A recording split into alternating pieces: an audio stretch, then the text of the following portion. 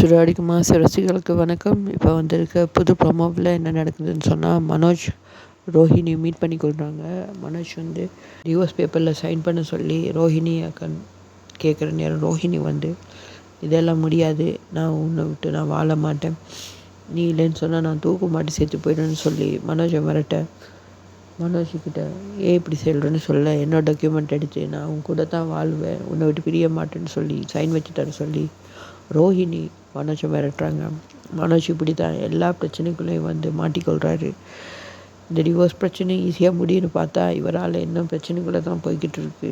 ஆனால் போகிற பக்கம் பார்த்தா ரோஹிணி மனோஜுக்கு டிவோர்ஸ் கிடைக்காதான்னு நினைக்கிறேன். இவன் எப்படியாவது சமாளித்து இவனோட சேர்ந்து வாழ தான் பார்ப்பான். இந்த டைமை சரி யூஸ் பண்ணி ஏதாவது வீடியோ மூலமோ இல்லாட்டி ஆடியோ மூலமாக அதை ரெக்கார்ட் பண்ணி இதை ஜட்ஜுக்கு காட்டலாம். அது கூட இவன் செய்ய மாட்டான்.